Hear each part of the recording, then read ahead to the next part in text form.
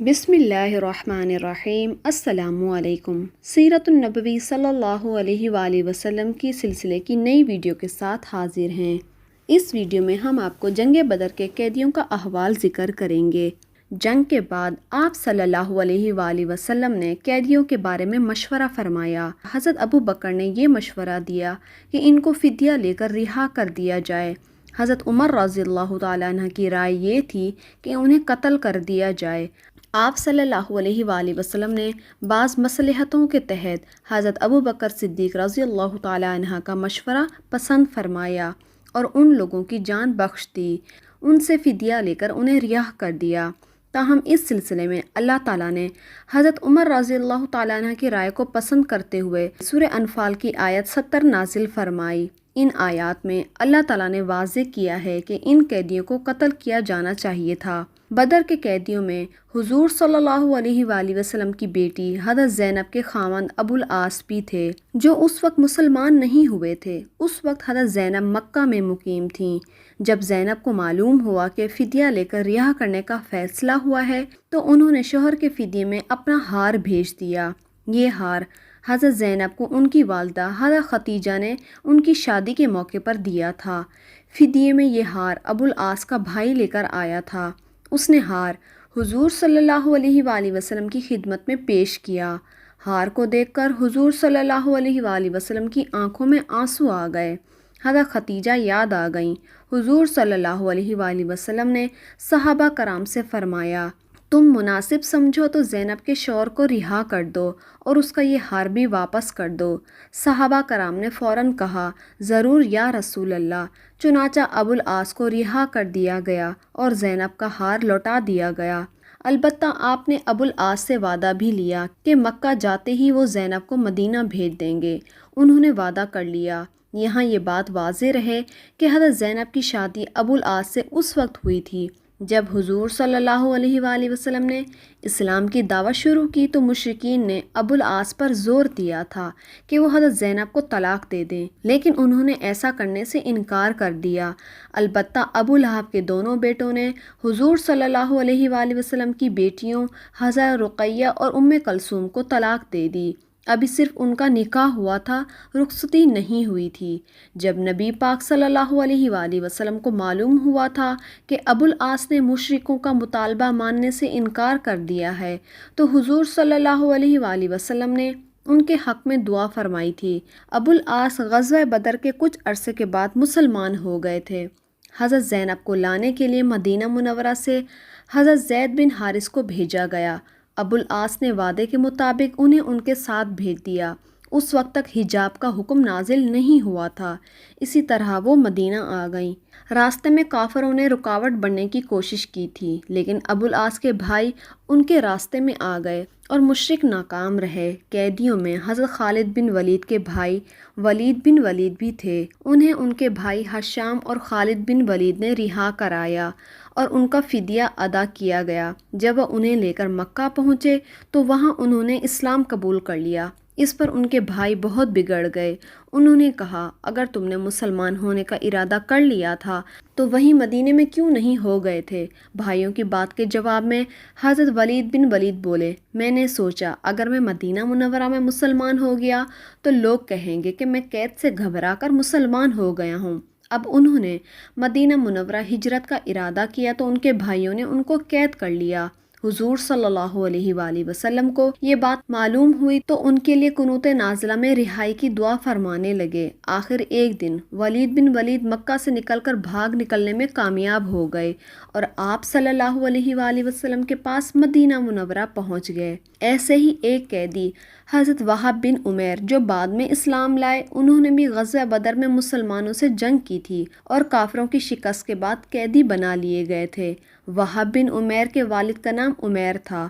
उनके एक दोस्त थे सफ़ान रज़ियल्लाहु ताला अन्हु। उन दोनों दोस्तों का ताल्लुक़ मक्का के कुरैश से था। दोनों उस वक्त तक इस्लाम नहीं लाए थे और मुसलमानों के बदतरीन दुश्मन थे।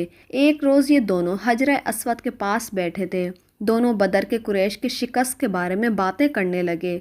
कत्ल होने वाले बड़े बड़े सरदारों का जिक्र करने लगे। सफ़ान रज़ियल्लाहु ताला अन्हु ने कहा, अल्लाह की कसम, ان سرداروں کے قتل ہو جانے کے بعد زندگی کا مزہ ختم ہو گیا ہے۔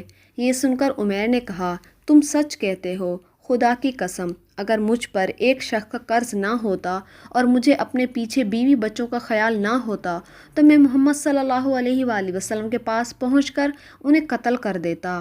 میرے پاس وہاں پہنچنے کی وجہ بھی موجود ہے کہ میرا اپنا بیٹا وہب ان کی قید میں ہے، وہ بدر کی لڑائی میں شریک تھا۔ یہ سننا تھا کہ صفوان نے وعدہ کرتے ہوئے کہا کہ تمہارا قرض میرے ذمے ہے، میں وہ ادا کروں گا، تمہارے بیوی بچوں کی ذمہ داری بھی میرے ذمے ہے، جب تک وہ زندہ رہیں گے میں ان کی کفالت کروں گا۔ عمیر نے یہ سن کر حضور صلی اللہ علیہ وآلہ وسلم کے قتل کا پختہ عزم کر لیا اور کہا، بس تو پھر ٹھیک ہے، یہ معاملہ میرے اور تمہارے درمیان راز رہے گا، نہ تم کسی سے اس ساری بات کا ذکر کرو گے اور نہ میں۔ صفوان نے وعدہ کر لیا۔ عمیر رضی اللہ تعالیٰ عنہ نے گھر جا کر اپنی تلوار نکالی، اس کی دھار کو تیز کیا اور پھر اس کو زہر میں بجھایا، پھر مکہ سے مدینے کا رخ کیا۔ مسجد نبی میں پہنچ کر عمیر نے دیکھا کہ حضرت عمر رضی اللہ تعالیٰ عنہ کچھ دوسرے مسلمانوں کے ساتھ بیٹھے غزوہ بدر کی باتیں کر رہے تھے۔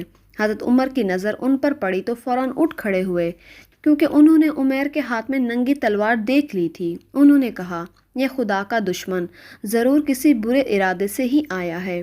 پھر وہ فوراً وہاں سے نبی پاک صلی اللہ علیہ وآلہ وسلم کے حجرے مبارک میں گئے اور عرض کیا، اللہ کے رسول، خدا کا دشمن عمیر ننگی تلوار لیے آیا ہے۔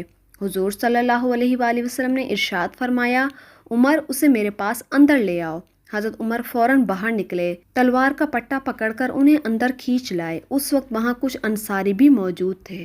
حضرت عمر نے ان سے فرمایا، تم لوگ بھی میرے ساتھ اندر آ جاؤ، کیونکہ مجھے اس کی نیت پر شک ہے۔ چنانچہ وہ اندر آ گئے۔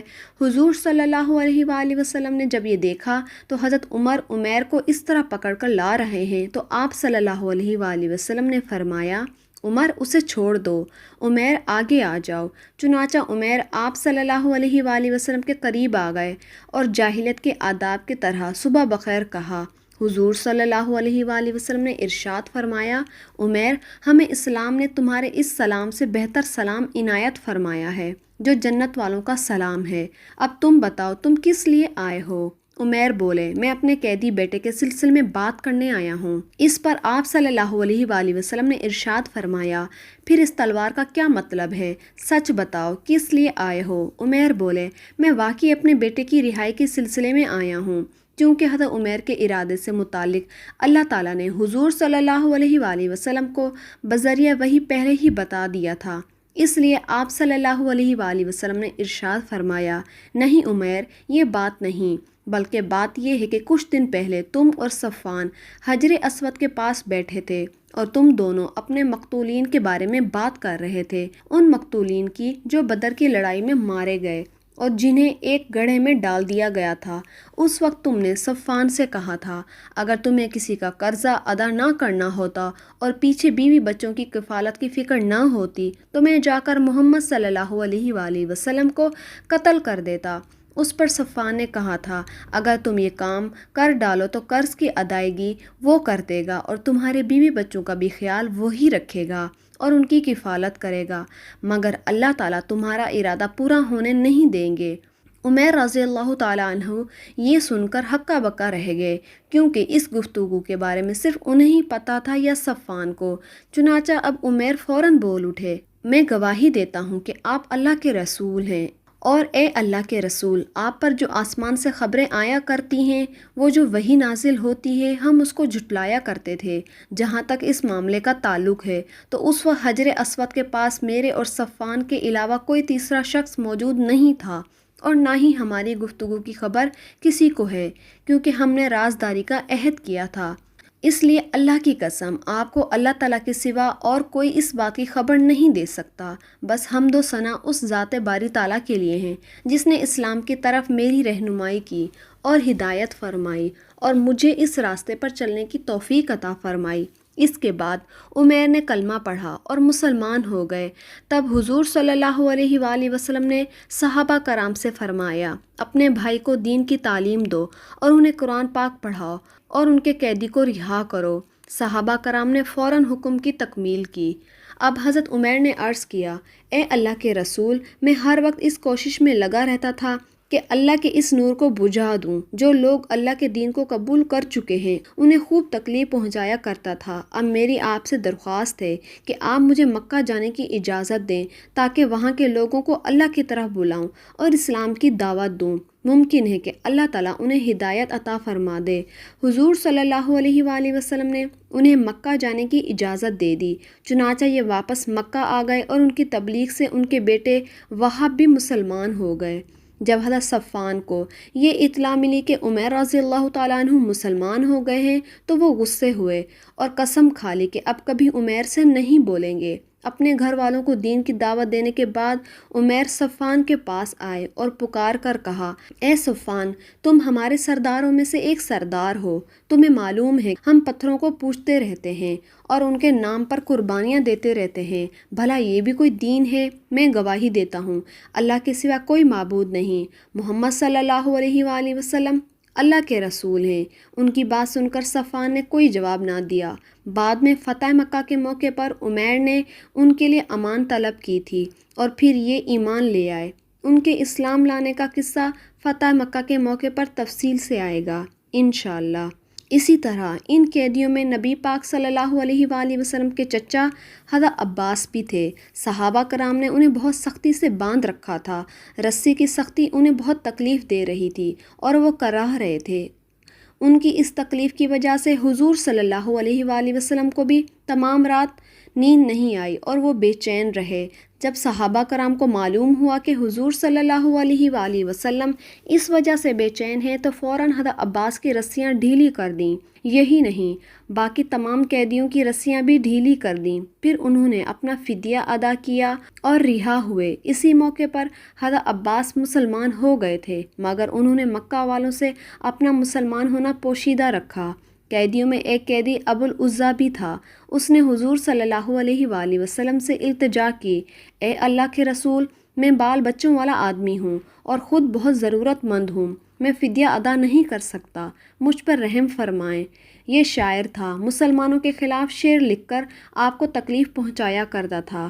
اس کے باوجود بھی آپ صلی اللہ علیہ وآلہ وسلم نے اس کی درخواست منظور فرمائی اور بغیر فدیے کے اسے رہا کر دیا۔ البتہ اس سے وعدہ کیا کہ آئندہ وہ مسلمانوں کے خلاف اشعار نہیں لکھے گا۔ اس نے وعدہ کر لیا، لیکن رہا ہونے کے بعد جب یہ مکہ پہنچا تو اس نے اپنا کام پھر شروع کر دیا اور مسلمانوں کے خلاف اشعار لکھنے لگا۔ یہ مکہ کے مشرکوں سے کہا کرتا تھا، میں نے محمد پر جادو کر دیا تھا، اس لیے انہوں نے مجھے بغیر فدیے کے رہا کر دیا۔